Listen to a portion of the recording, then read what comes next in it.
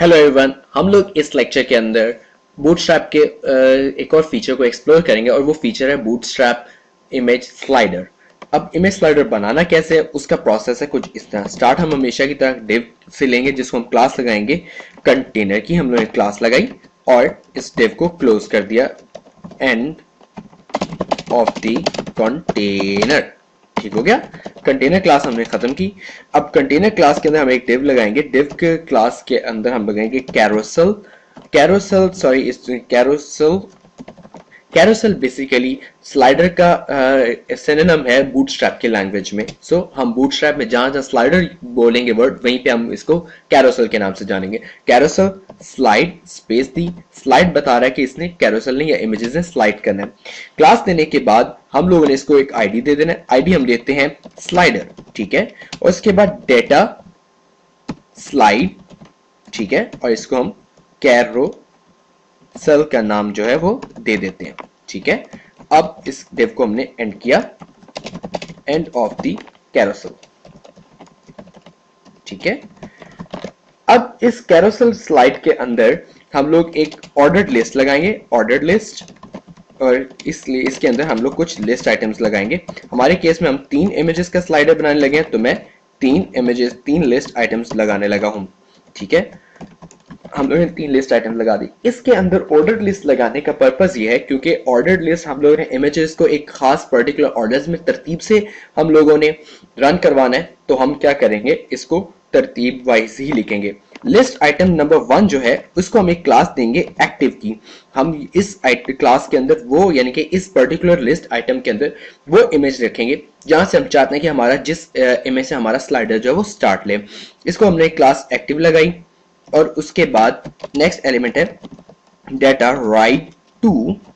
इसका हम लेंगे इक्वल टू 0 इसलिए डेटा राइट टू ये बताएगा कि किस इमेज से स्टार्ट करना या इमेज का वो नंबर क्या होगा जिस इमेज पे वो यानी कि जिस नंबर पे वो इमेज बैठा होगा। डेटा राइट टू हो गया 0। डेटा टारगेट, डेटा टारगेट क्या है? डेटा टारगेट होगा हमारा स्लाइडर यानी कि ये वाला। हम इसको स्लाइडर को कॉपी करते हैं, इसका एलिमेंट, और यहां पर हैशटैग स्लाइडर, ठीक हो गया। ये हो गया हमारा ऑर्डर लिस्ट। इसी तरह यही क्लासेस जो है इसको एक्टिव को कॉपी करेंगे और इन क्लासेस के अंदर पेस्ट कर देंगे, ठीक है। इन लिस्ट आइटम्स के अंदर पेस्ट कर दिया। लेकिन इसके अंदर सेकंड लिस्ट आइटम के अंदर हम एक्टिव की क्लास को रिमूव कर देंगे और थर्ड लिस्ट आइटम में से भी एक्टिव की क्लास, क्योंकि एक्टिव की क्लास हम लोगों ने इसलिए यूज की है सो दैट हम लोग स्लाइडर के थ्रू बता सकेंगे किस इमेज से हमारा स्लाइडर जो है वो स्टार्ट हो रहा है। डेटा राइट टू, इसमें 0 की बजाय हम 1 कर देंगे और इसकी हम 0 की बजाय 2 कर देंगे। तो ये हो गए डाटा एंट्री। अब इसके अंदर हम लोग चलते हैं, इस डिव के अंदर एक डिव बनाते हैं, div class carousel inner. Carousel inner, इसके अंदर हम एक एक डिव लगाएंगे और हर एक डिव के अंदर हम उस इमेज को क्या कहते हैं, एक एक इमेज को प्लेस करेंगे। Carousel inner. अब इसके अंदर हम एक डिव बनाएंगे, डिव क्लास। अब यहां पर उस क्लास को हम वो एक्टिव क्लास उस इमेज को देंगे जिस इमेज को हम चाहते हैं कि शो हो। यानी कि अब सपोज मेरे पास जो भी इमेज होगा, जिस इमेज से मैं चाहता हूं कि मेरा स्लाइडर स्टार्ट हो, वो मैं इस डिव के अंदर वो इमेज प्लेस करूंगा। डाटा एक्टिव, और इसके साथ एक क्लास हम देंगे आइटम की क्लास। आइटम की क्लास थी और इसके अंदर हमने इस डिव को एंड कर दिया, एंड ऑफ द आइटम, ठीक है। इसके अंदर मैं इमेज देता हूं, इमेज सोर्स। हम एक्सप्लोर करते हैं स्लाइडर 1 की एक इमेज है मेरे पास, ऑल टेक्स्ट इमेज 1, और इसको क्लास हमेशा की तरह हम लोगों ने img रिस्पॉन्सिव क्लास जो है वो हमने देनी ही देनी है। लाइकवाइज मैं क्या करता हूं, इस एक्टिव क्लास की जो है कॉपीज बना लेता हूं, ठीक है। तो और ये सेकंड पे, ठीक है। हम यहाँ पर इनके अंदर से एक्टिव को रिमूव कर देंगे क्योंकि एक्टिव एक टाइम एक ही क्लास होती है, यानी कि एक ही इमेज होता है। अब हम यहाँ से इस इमेज को रिमूव करते हैं। मैं यहाँ से स्लाइडर 2 एंटर करता हूँ और यहाँ पे इमेज 2 इसका ऑल्टरनेटिव टेक्स्ट लिख देता हूँ। इसके बाद मैं यहाँ से जो है स्लाइडर 3 जो है इमेज वो सिलेक्ट करता हूँ और इमेज 3 सिलेक्ट किया। ये तो हो गया स्लाइडर को। अब हम इसको प्रीव्यू करते हैं कि स्लाइडर का कोड दिख कैसा रहा। आया हमारे इमेजेस हो रहे हैं प्ले, पेज लोड हो रहा है और पेज लोड होने के बाद जो है इमेजेस आपके सामने आ गए हैं, लेकिन आप लोगों ने देखा कि इमेजेस प्रॉपर्ली मूव नहीं कर रहे और उसके अलावा जो है 1 2 3 ये लिखा आ रहा है, यानी कि हमने लिस्ट को, यानी कि ऑर्डर लिस्ट को एक खास पर्टिकुलर स्टाइल असाइन करना है।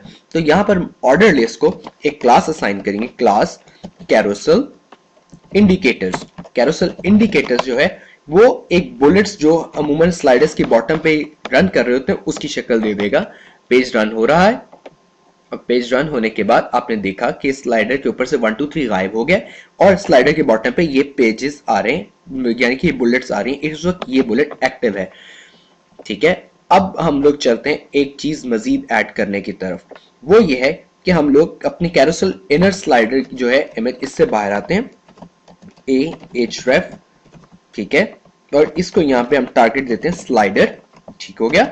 और यहाँ पर इमेज का एंड टैग, यहाँ पे मैं एक स्पैन का टैग देता हूँ, स्पैन क्लास ग्लिफ आइकॉन, या ग्लिफ आइकॉन आएगा, और ग्लिफ आइकॉन के अंदर ग्लिफ आइकॉन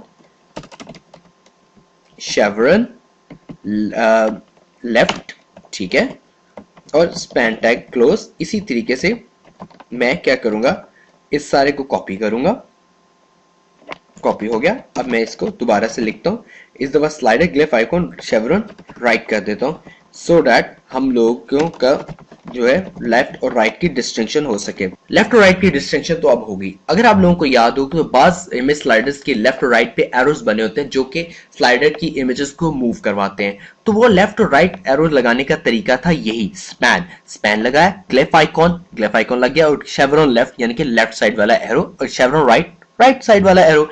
अब इन एरोज को फंक्शनल कैसे करना है, उनको फंक्शनल करने का तरीका है, ये एक एंकर टैग है हमारे पास, यहां पर हम इसको क्लास लगाते हैं। अब क्योंकि लेफ्ट साइड है तो यानी कि इमेज को लेफ्ट साइड पे मूव करवाना है, लेफ्ट हो गया, और उसके बाद हम इसको एक क्लास देते हैं कैरोसेल कंट्रोल। कैरोसेल कंट्रोल जो है ये अब मिलके ये दोनों क्लासेस बता रहे हैं बूटस्ट्रैप को कि जो इमेज आएगा या जो उसको इस बटन के थ्रू लेफ्ट साइड पे कैरोसेल करवाना है, यानी कि लेफ्ट साइड पे स्लाइड करवा देना है।